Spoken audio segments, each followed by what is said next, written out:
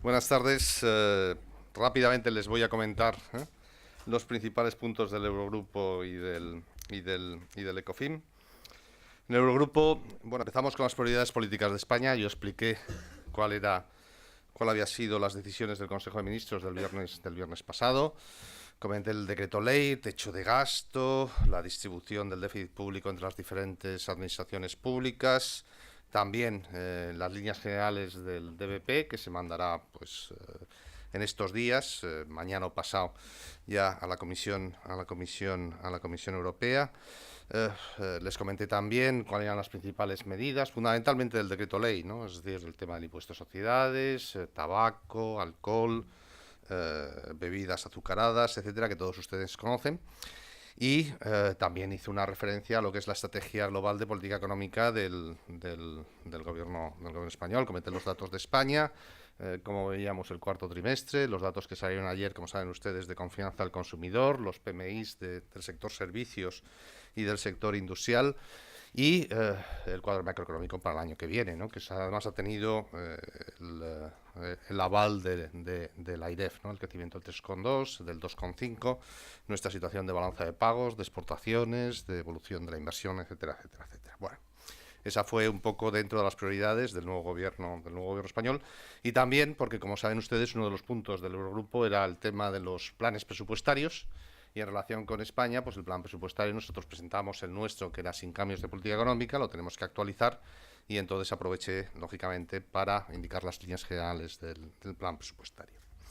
Después tuvimos una discusión sobre la orientación fiscal de la zona euro. Yo aquí lo que me gustaría, fundamentalmente, les voy a decir cuál es la posición, cuál fue el planteamiento de España. Como saben ustedes, conocen perfectamente que la Comisión Europea ha hecho un planteamiento de la necesidad de aplicar una política fiscal expansiva con un incremento del déficit público y del gasto público hasta el 0,5% del Producto Interior Bruto. Bueno, hubo reacciones de todo tipo, ustedes las conocen, fundamentalmente una serie de países, pues Francia, Italia, Portugal, Grecia, que apoyaron el planteamiento, y otros que sin embargo estuvieron en contra. El enfoque nuestro es el siguiente.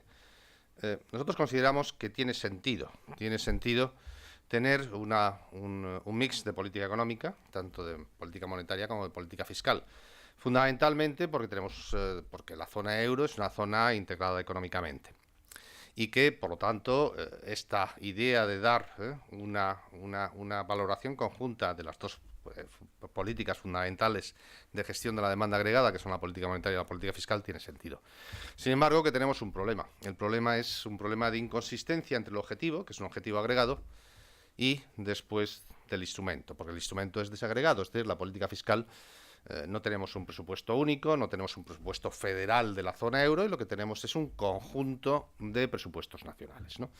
Y esa fue principalmente el comentario que yo hice, aparte de considerar lo que es los efectos de desbordamiento de la política fiscal de un país sobre otros, ¿no? Es decir, en una zona monetaria única, con tipo de cambio único e irreversible, como saben ustedes, la política fiscal puede jugar un papel si sobre todo te encuentras con que la política monetaria ha llegado a su límite y además tienes un nivel de endeudamiento elevado del sector privado.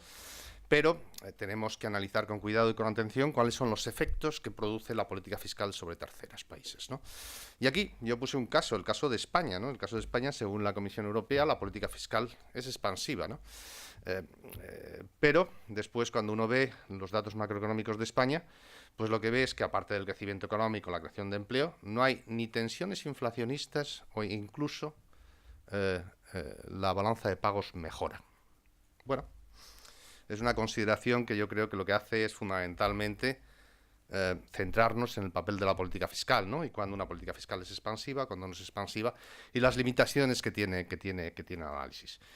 Yo creo que, aunque un poquito la percepción es que se ha rechazado la propuesta de la Comisión y hemos vuelto a la propuesta de una política fiscal neutra, creo que es un primer paso, si me permiten ustedes. Creo que de vez en cuando no tienen por qué todos los primeros pasos ser exitosos, ¿no? Pero creo que sí se ha dado una señal que además es una señal de integración, es una señal de que necesitamos más integración de política económica en Europa, y una de las cuestiones que necesitamos mejorar es, como decía anteriormente, el asunto de no solamente los objetivos, sino también de los instrumentos, ¿no? Por tanto, esa fue un poco la discusión, que fue una discusión interesante y que por primera vez tuvo lugar desde un punto de vista, pues, de planteamientos diferenciados, ¿no? Por parte de los países, por parte de la Comisión, por parte del BCE. El BCE con matices, pero también apoyó lo que era la propuesta de la Comisión Europea.